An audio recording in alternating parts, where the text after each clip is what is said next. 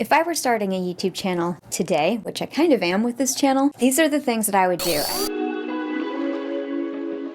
My main channel, Sarah Roxdale, used to be such a mess. I started that channel with beauty content, and I did hair and makeup and fashion, and I did that for a good few years, and I had some success with it. I got to travel to London, and I won the Rimmel London contest and got to meet Rita Ora and work with the Rimmel London brand. I've had several sponsorships with brands, and the most I made from a sponsorship with a brand was a video project I did for them, and they paid me $3,000. I'm getting into my point. Hang on. I was doing really well with the beauty stuff. I still love talking about the beauty stuff as well. However, on that channel, I also got tired of doing that content over and over and over again, and I started to venture out into other things, and this is where things started to fall apart quickly. I started to make some food videos, then I started to make fitness videos, and then I started making videos on religion, and then I started making videos on like quitting smoking, like all these different, like wildly different topics, and people who came to my videos or for my channel for beauty content didn't see so many of those videos anymore. People who came to me for recipe videos only came to that channel for recipes, and I didn't upload those as often. Some people subscribed to me because I had religion videos, and they were like, I love it when you only talk about that. So my channel flopped over and over and over again. So the number one thing I would tell you if you're starting a new channel is please just be very careful and aware and really reflect and know what you want to get into. And think about, like, if you can kind of transition that into, I think of it as an umbrella term. So when I think of, like, this channel is going to be advice for YouTube, but it's not only that, it's going to break off into you becoming a business person, essentially. And I have so many tips and advice for how to work with sponsorships, with brands, how to reach out to brands, starting the channel, etc., etc. When you are first starting a channel, the number one thing is to have an idea of what you want to talk about. And that's really it, just the starting place, okay? And then listing out some video ideas. Just roughly, if you know what you want to talk about, it will come easy to you to just list out some ideas that you think would be great videos to start with.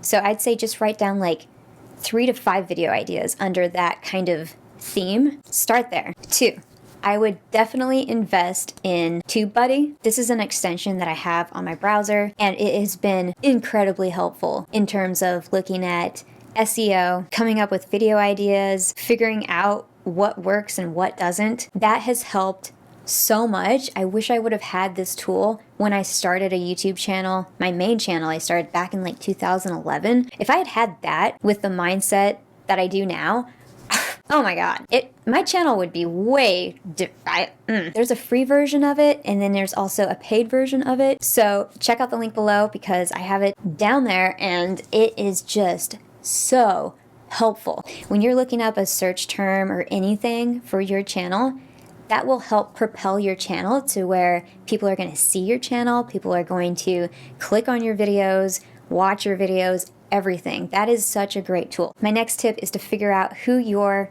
content is going to serve. So what kind of audience do you think is going to gravitate towards this specific thing that you're talking about? And we'll, branch out into other topics. However, like if you're a fitness channel and you know kind of the target audience to go for, but you really have to think about who's going to be watching your videos, who's going to want to search for your videos and subscribe, and you have to just keep making content for those people in mind. So if there's like a random video idea that you have that you just want to do, I say go for it just because it's fun. But honestly, when you're first starting a channel, you really want to kind of hone in on one thing or a theme or niche first before you kind of start dipping your toes in other little, grooves where you could potentially create more content around. So that's what I mean when I say, think about your audience first, because if it's something that will help them, they will come back to your channel, especially when it's a video that they click on. It's not clickbait. They know what they're getting into, and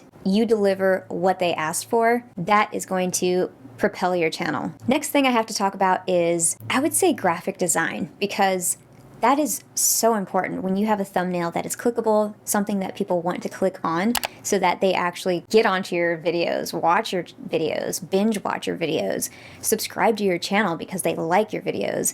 That is the first thing they see when they see your channel, is the video thumbnail. So that is very important to be able to figure out what works, what doesn't. Having your face in the image, having a text in the image as well, learning how to do those things, and obviously video editing, no shit, duh.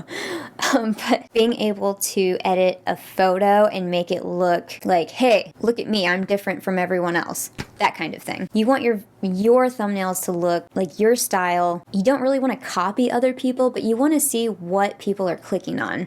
So if you're in the forefront and your background is blurry, that's a good starting point, because you kind of see that in a lot of thumbnails. If you just go to YouTube's homepage, you'll see those are thumbnails that are more clicked on than just flat images. Also, images with text, that seems to be more eye-catching than an image without text. Things like that. So the last tip that I have for you guys is to just try to be patient, because it doesn't happen overnight. Some videos do blow up out of nowhere, but it's really not out of nowhere. It's just SEO, and it's part of it can be a bit of luck, but I think it's more so SEO. That's the other thing I would suggest, is just be patient and learn as you go, because this is not something that happens very quickly.